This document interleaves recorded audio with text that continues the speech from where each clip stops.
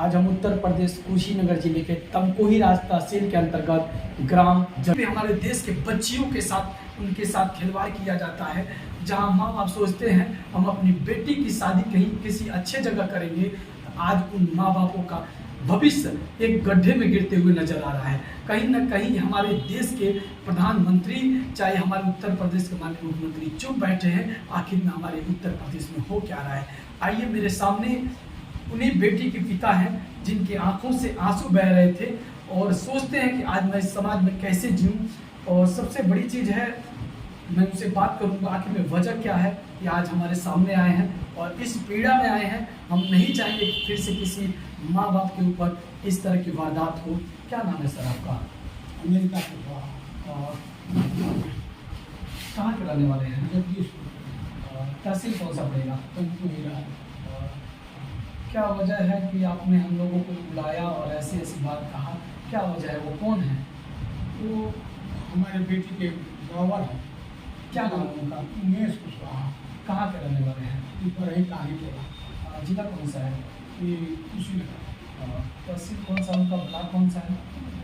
तमकोही है। क्या वजह हुई है कि आज आपकी बेटी के साथ प्रताड़ित किया जा रहा है?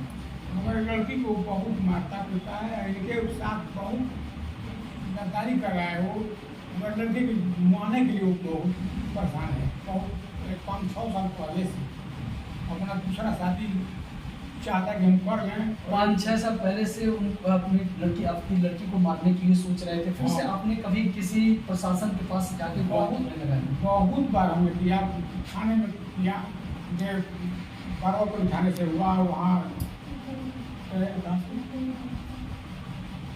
तो आप क्यों नहीं जिले पे चले गए कप्तान साहब के वहाँ?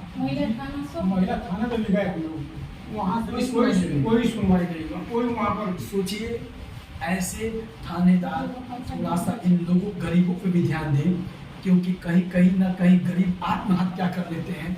इनका वजह क्या होती है, आप इस वीडियो के माध्यम से मैं आपको जरूर दिखाऊंगा। आखिर में वजह क्या होती है? कहीं ना कहीं गरीब आदमी दौड़ता रहता है, उसे मिलता नहीं है सफलता। कारण क्या है? और उसके बाद से जब सफलता नहीं मिली, लगातार आपने हर जगह गुहार लगाया, तो फिर से आप मुख्यमंत्री के पास क्यों नहीं गए? वहाँ नहीं गए हम। कहीं कोई जब साथ ही नहीं दे रहा है तो अपने बेटी को अपने घर रख करके उनको पालन पोषण करते हैं। 2 बच्चे हैं, दोनों बच्चों को हम लोग देखभाल करते हैं। मुख्यमंत्री के दरवाजे पे जाने वाला कभी खाली नहीं रहता है, क्यों नहीं गए वहाँ पे? नहीं गए, निराश होकर नहीं गए। जब कोई सुनने ही वाला नहीं है तो क्या करें? सरकार भी वैसे ही कार्य कर रही है कि पैसे दे करके लोग छूट जा रहे हैं, हट जा रहे हैं। पैसे लेकर के पुलिस वाले नहीं उनको पकड़ पाते हैं। सबसे बड़ी चीज़ है, हमारे उत्तर प्रदेश में कहा जाता है गड्ढा मुक्त सड़कें होंगी और हमारे देश में ऐसे क्राइम को अलर्ट किया जाएगा जहां अपराधी जेल के अंदर होगा। फिर से ऐसे लोग क्यों घूमते हैं सरेआम, ऐसे बेटियों के साथ ऐसा घिनौना अपराध क्यों करते हैं? जहां एक हमारे सामने जो आपको बात दिखाई गई है, इसी लड़की के पिता हैं, आखिर में वैसा वारदात क्यों कर रहे हैं? आइए, मैं उनसे बात करूंगा जिस लड़की की मैं बात कर रहा हूँ, जिस पिता ने अपने बेटी को अपने घर पे रखे हैं और फिर से उस बेटी की वजह क्या है आज अपने घर पे हैं। क्या नाम है आपका? मेरा नाम संगीता कुशवाहा है और मेरी शादी 2009 में उमेश कुशवाहा से हुआ था। और ये देखिए, ये शादी उन्होंने ऐसा नहीं कि माँ बाप ने किया, उन्होंने अपने पसंद से ये शादी किया।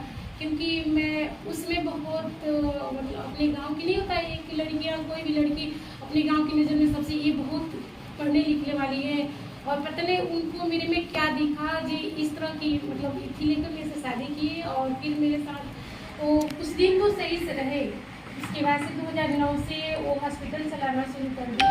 और उसके बाद से जो भी उनके साथ लड़कियां रहती थी, जो भी हॉस्पिटल में काम करती थी, उन लोग के साथ उनका अवैध संबंध रहने लगा। और जब भी मैं डांटती थी, बोलती थी, उन्हें समझाने की कोशिश करती थी ना, तो हमें बहुत मारते थे, बहुत पीटते थे।